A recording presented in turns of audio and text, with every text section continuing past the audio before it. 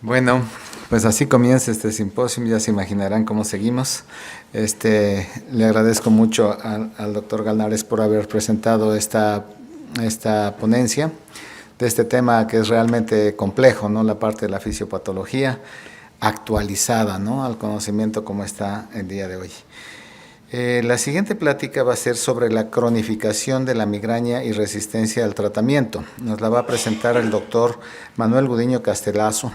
Él tiene una amplia trayectoria como investigador primario, tiene muchas publicaciones indexadas a nivel internacional, tiene una maestría en neuroinmunología y ahora es neurólogo del Hospital Star Médica y es un experto en cefaleas. Entonces nos va a presentar la siguiente ponencia. Bueno, buenos días a todos. Muchas gracias, doctor Jefferson, por la presentación, al grupo de AMCEMIG por haberme invitado acá con ustedes. Es para mí un verdadero honor estar enfrente de todos ustedes. Ahora yo voy a hablar acerca de este tema que considero yo siempre es un hot topic en el ámbito de las cefaleas y un tema por demás interesante, que es la cronificación de la migraña y la resistencia al tratamiento. Estos son mis conflictos de interés, ninguno de ellos tiene que ver nada con esta charla. Y a lo largo de la plática voy a tratar de contestarles estas dos preguntas. Dos preguntas que al día de hoy no tienen una respuesta clara y concisa, pero que les voy a mostrar evidencia clínica que nos ayuda a tratar de responderlas. Para poder empezar a hablar de cronificación de la migraña, lo primero que tenemos que hacer es definir qué es la cronificación o la progresión de la enfermedad en migraña. Y de manera más común la definición que utilizamos es aquel paciente que pasa de tener menos de 15 días de cefalea al mes a tener más de 15 días de cefalea al mes. Esa es una forma simple y llana de definir cronificación. Y esto va en comunión con la definición de migraña crónica de la Clasificación Internacional de Cefaleas, que nos dice que un paciente que tiene más de 15 días de cefalea al mes, de los cuales 8 tienen características migrañosas, es un paciente que tiene migraña crónica.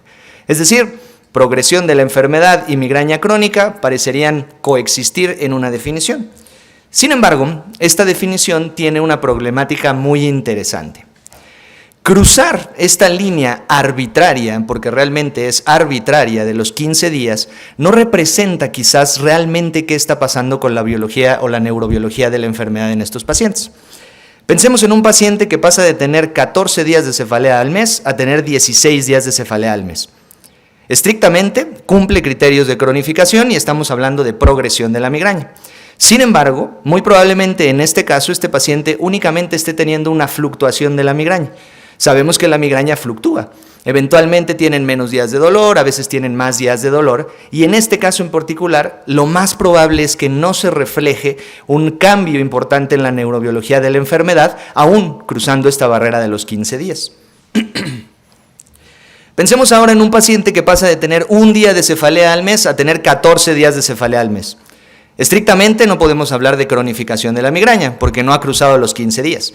Pero muy seguramente este paciente va a tener un cambio significativo en la neurobiología de la enfermedad y seguramente está progresando. Y lo mismo ocurre cuando vemos el otro lado de la moneda. Un paciente que pasa de tener 15 días de cefalea al mes a tener 30 días de cefalea al mes. Ya ni lo volteamos a ver, es migraña crónica y se acabó. Sin embargo, este paciente también está teniendo una progresión de la enfermedad y también está sufriendo cambios neurobiológicos importantes en su cerebro. Es decir, que seguramente tendremos que revisar esta definición más adelante y no dudo que así sea. Ahorita la clasificación está en revisión y seguramente vamos a ver avances más adelante en este ámbito. Ahora, ¿qué pasa con los pacientes que tienen migraña a lo largo de un año? El 85% de los pacientes van a permanecer exactamente igual. Es decir, la frecuencia y la severidad de sus cefaleas se van a mantener a lo largo de todo ese año.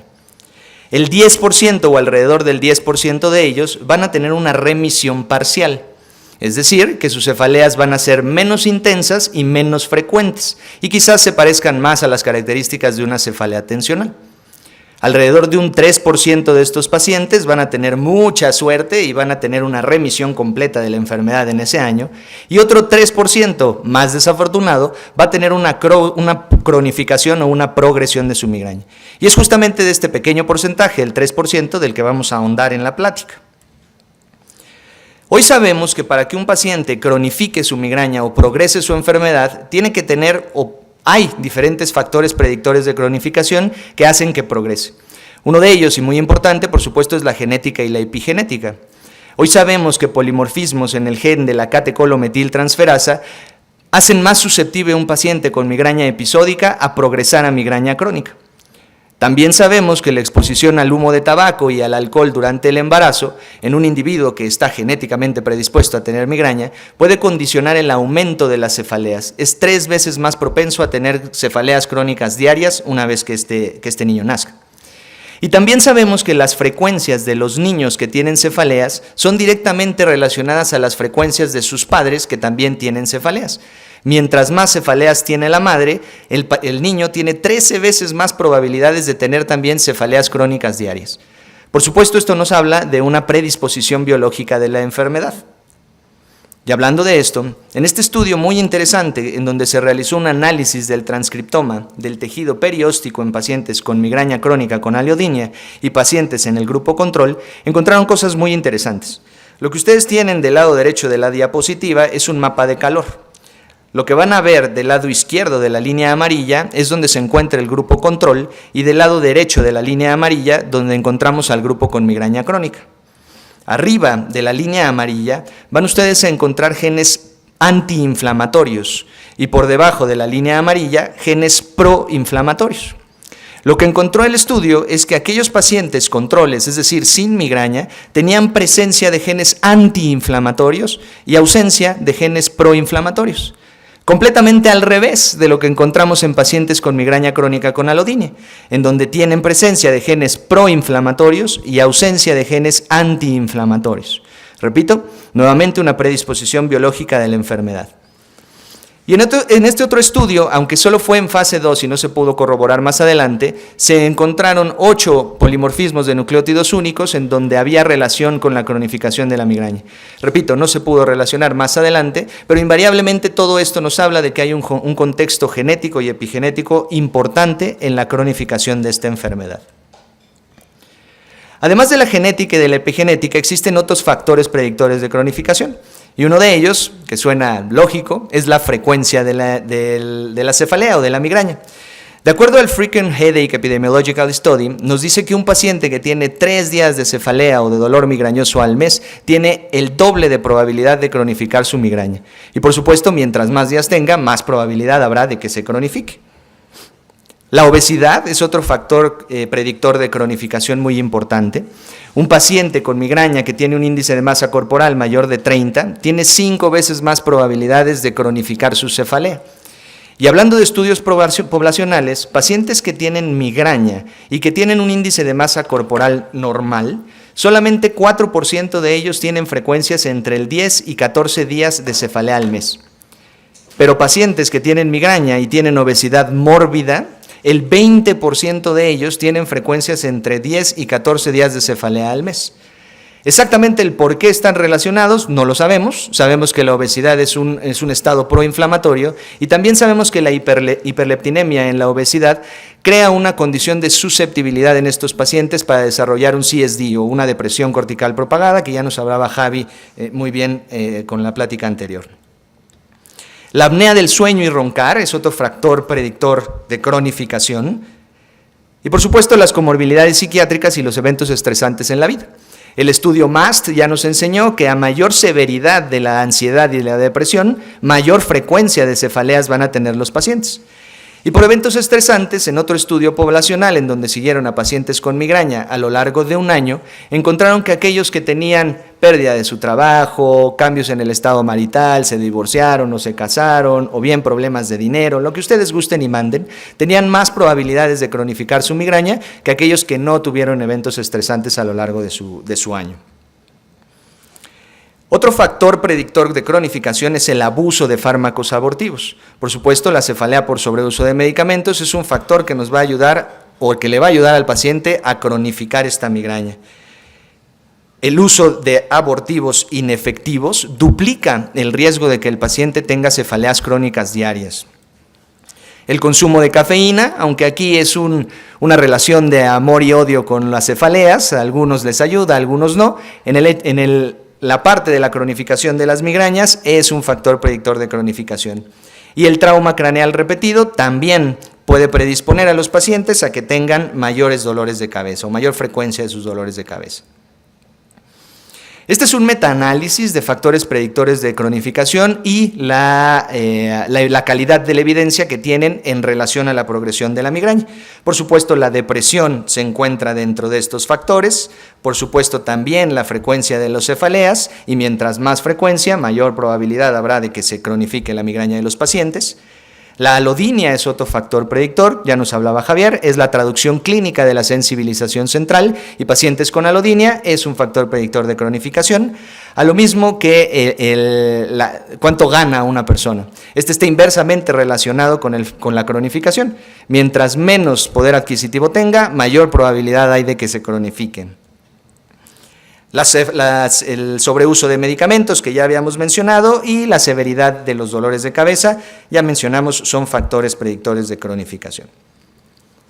Ahora, sabiendo estos factores predictores de cronificación, ¿cómo es que nosotros podríamos explicar desde el punto de vista fisiopatológico el cómo se cronifica una migraña? Para hacer esto tenemos que tener en mente las vías ascendentes del dolor y la vía moduladora descendente de la misma, en donde no voy a poner mucho énfasis, Javi ya nos explicó en eso, pero sí recordar la vía trigémino tálamo cortical y sobre todo mencionar que hace relevos importantes en la sustancia gris periacueductal y el hipotálamo. Otra vía ascendente, la vía trigémino formación reticular tálamo cortical, porque a pesar de que se habla mucho de CGRP hoy en día, no toda la vida es CGRP, existen otras moléculas y la serotonina todavía, hablando de la formación reticular, es una sustancia o un neuropéptido importante en la fisiopatología de la migraña. Y creo yo, más importante, hablando de la fisiopatología de la cronificación, son las vías moduladoras descendentes, que inician en corteza prefrontal, en el giro anterior del cíngulo, la ínsula y por supuesto corteza somatosensorial. Tengan muy en mente estas estructuras porque las vamos a ver más adelante en estudios importantes relacionados con esto. Y por supuesto, estructuras importantes como el hipotálamo, la sustancia gris periacueductal y la médula rostral ventral. Sobre todo estas dos últimas, la médula rostral ventral y la sustancia gris periacueductal, son extremadamente importantes porque tienen neuronas on-off. Cuando están en on, modulan las vías ascendentes del dolor nociceptivas, es decir, las frenan. Pero cuando están en off, permiten esas vías ascendentes del dolor, es decir, las facilitan. Y esto es importante en relación a lo que les voy a hablar ahorita con estas estructuras. Ténganlo en mente, por favor. Ahora, hablando de la cronificación de la migraña, debemos de entenderla como un problema de umbral. Los pacientes que tienen migraña, ya mencionábamos, fluctúa. Cuando ese umbral que predispuesto genéticamente se encuentra bajo, más la suma de factores predictores de cronificación, será más probable que ese paciente desencadene dolores o aumente la frecuencia de sus dolores de cabeza. Al revés de que si ese umbral se encuentra alto y no tenemos factores predictores de cronificación, la probabilidad de que ese paciente desencadene dolores será menor y por lo tanto la probabilidad de cronificación también será menor. Hablando de los estudios que les mencioné en un inicio, el grupo de Domínguez hizo un estudio muy interesante en donde ellos querían identificar un biomarcador de migraña crónica. Y lo que hicieron fue tomar pacientes con migraña crónica, migraña episódica y grupo control y hacer mediciones de depósito de hierro en diferentes estructuras del encéfalo. Y lo que encontraron de manera muy interesante es que justamente en la sustancia gris periacueductal había mayores depósitos de hierro en los pacientes con migraña crónica en comparación con los pacientes con migraña episódica. Y mayores depósitos de hierro en pacientes con migraña episódica en comparación con el control. Y otra cosa importante es que pudieron correlacionar este depósito de hierro con la severidad de los dolores de manera clínica. Lo mismo hicieron Welch y Kruit, o los grupos de Welch y Kruit. Encontraron que había mayor depósito de hierro en la sustancia gris periacueductal en pacientes que tenían migraña en comparación con el grupo control. Y sobre todo el grupo de Kruit pudo correlacionar la frecuencia de los dolores de cabeza con los depósitos de hierro. Es decir, a mayor frecuencia de cefaleas, mayores depósitos de hierro en la sustancia gris periacueductal. Dado que esto llama mucho la atención, el grupo de Mainero estudió la conectividad funcional de la sustancia gris periacueductal con diferentes estructuras del encéfalo. Lo hizo comparado, por supuesto, un grupo control con pacientes que tenían migraña y encontró que la conectividad funcional de esta estructura mesencefálica estaba disminuida con zonas relacionadas con la modulación del dolor, es decir, la corteza prefrontal y el giro anterior del cíngulo. Y de manera inversa, tenía una conectividad funcional aumentada con zonas relacionadas con la nociceptividad, como el tálamo, el giro postcentral, etc. Cambiando de estructura encefálica, ya nos mencionaba Javi que el hipotálamo es una estructura importante, sobre todo en las fases iniciales de la migraña. Tomando esto en cuenta, el grupo de la doctora Schultz quiso ver cuál era la participación del hipotálamo en la cronificación de la migraña. Y lo que hizo fue tomar pacientes con migraña crónica, migraña episódica y un grupo control y estimular, o más bien desencadenar un ataque de migraña y realizarle una resonancia magnética funcional. Y encontró que había mayor activación del hipotálamo anterior en pacientes con migraña crónica con respecto al resto de los grupos. Por supuesto, para diferenciar si esta participación del hipotálamo era simplemente por el dolor o tenía que ver con la cronificación de la migraña, lo que hizo fue tomar los pacientes que tenían migraña y que desencadenaron dolor a las horas de hacerle el scan y compararlos con aquellos que no tuvieron dolor cuando se les quiso infundir el dolor. Y encontró que había mayor activación del hipotálamo posterior en pacientes con migraña que sí desencadenaron dolor. Es decir, el hipotálamo posterior se encuentra con mayor relación en un ataque agudo de migraña y el hipotálamo anterior se encuentra con mayor relación en la cronificación de la migraña. Y otro dato clínico interesante es que les fue más fácil desencadenar un ataque migrañoso en los pacientes que tenían migraña crónica que en el resto de los grupos. ¿Por qué? Porque estos pacientes tienen un umbral más bajo y están en proceso de cronificación. El grupo de Levors, dado estos datos anteriores, lo que hace es estudiar la conectividad funcional del hipotálamo con estructuras del cerebro. Y encontramos que tiene mayor conectividad funcional con núcleo espinal trigeminal y con la ínsula derecha. Nuevamente, estructuras relacionadas con las vías nociceptivas ascendentes. Este otro estudio también, no menos interesante que los previos del grupo de Huhn, en donde compara pacientes con migraña crónica y grupos controles, todos estos en fases interictales, vale la pena mencionar, todos los estudios previos, y lo que hace es medir el volumen del giro postcentral, tanto en los pacientes con migraña crónica como el grupo control. Y él encuentra que hay mayor aumento del volumen en el giro postcentral en pacientes con migraña con respecto a los grupos control. Y más aún, encuentra que este volumen está más aumentado en la parte caudal del giro, es decir, donde se representa la cabeza en el homúnculo de Penfield. Y otra cosa muy interesante es que pudo correlacionar la frecuencia de los dolores de cabeza con el aumento del volumen. A más frecuencia de los dolores de cabeza, mayor aumento de volumen iba a haber en el giro postcentral y en su parte más caudal.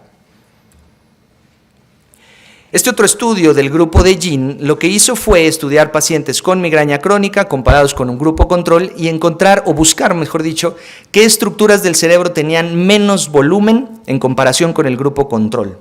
Y lo que encontró es que en los pacientes con migraña crónica había menor volumen en aquellas áreas que se encargan de modular el dolor. Y una estructura en particular, que es el núcleo anterior del cíngulo, encontró que tenía una relación inversamente proporcional a la duración de la migraña. Es decir, mientras más el paciente tenía migraña o más tiempo tenía migraña, menos volumen tenía este giro. Eso hizo que ellos tomaran a esta estructura, el giro anterior del cíngulo, y estudiaran su conectividad funcional con otras estructuras del encéfalo. Y encontraron que había un aumento de la conectividad funcional entre la corteza anterior del cíngulo y estructuras mesolímbicas, es decir, estructuras relacionadas con la recompensa y abuso de sustancias. Algo que podría explicar el por qué estos pacientes tienen también cefalea por sobreuso de medicamentos. Y hay una correlación positiva con la duración de la enfermedad. A mayor duración, mayor conectividad funcional con estas estructuras mesolímbicas. Este otro estudio, ya me voy a acelerar un poquillo, del grupo de Chen, también encuentra diferencias en volúmenes en diferentes partes del encéfalo en pacientes con migraña episódica y grupos controles, y al hacer la diferencia entre migraña episódica y migraña crónica, también hay una diferencia. En aquellos pacientes con migraña crónica hay menor volumen en estructuras relacionadas con la modulación del dolor y mayor volumen en estructuras relacionadas con la nociceptibilidad. Y también encontraron que hay una correlación con la frecuencia. Mientras más frecuencia, más aumento de volumen en tálamo, por ejemplo. Mientras más frecuencia, menos aumento de volumen en áreas moduladoras de dolor. Todo esto nos dice que estos cerebros de los pacientes migrañosos, por supuesto que son diferentes a los cerebros de las personas no migrañosas, y que es un cerebro que se está preparando para generar dolor. Las áreas del dolor se están aumentando su capacidad dendrítica, están aumentando de tamaño, algo así como si estuvieran sobreestimuladas, y las áreas que se encargan de modular el dolor se están haciendo pequeñas, pierden volumen, algo así como si se estuvieran atrofiando, no se están usando. Lo bueno o la buena noticia es que estos cambios pueden ser reversibles. Desafortunadamente no en todos los pacientes, pero en la mayoría de los pacientes pueden ser reversibles. Y después del uso de tratamientos, en este caso de un tratamiento específico, vemos que aquellas áreas que habían tenido mayor volumen disminuyen su volumen en aquellos pacientes que son respondedores al tratamiento. Esto es bueno porque estamos hablando de una neuroplasticidad, hay cambios dinámicos en el cerebro del paciente migrañoso. Con esto hablo de manera muy somera acerca de la resistencia al tratamiento y decía de manera inicial que no hay una respuesta clara a esta pregunta porque a lo largo de los años se han utilizado muchísimas definiciones para definir resistencia al tratamiento. Hoy la que utilizamos es la de la Federación Europea de Cefaleas, que es la parte de abajo. Un paciente que tiene resistencia al tratamiento es aquel paciente que tiene más de 8 días de cefalea al mes por más de 3 meses y que ha fallado por lo menos a 3 tratamientos preventivos. Eso quiere decir que podríamos entender la resistencia al tratamiento como una falla a tratamientos preventivos y la refractoriedad, es decir, el paciente que ha fallado absolutamente a todo, como una falla que seguramente implica cambios en el procesamiento sensorial y en neurotransmisores. Y me remito a la parte inicial de mi charla, es decir, se mezclan. Y para responder, por último, a la pregunta inicial, esta la voy a leer de manera textual. ¿Por qué se cronifica una migraña crónica? Conocemos los factores predictores de la cronificación, pero no sabemos el proceso fisiopatológico exacto. Quizás esta disfunción en las áreas que le mencioné tenga mucho que ver, y también la parte del umbral, en donde mientras más factores cronificadores tenga un paciente con predisposición genética, mayor probabilidad tendrá de cronificar. Lo anterior probablemente está mediado por disfunción de estructuras centrales.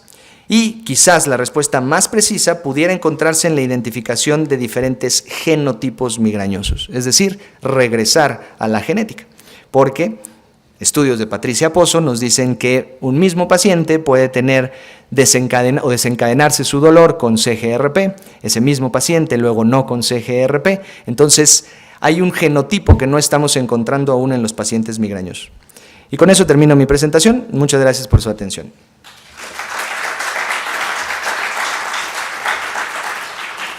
¿Tienen alguna pregunta? Yo encantado de contestarlas. Digo, no tengo todas las respuestas, pero algunas tendré.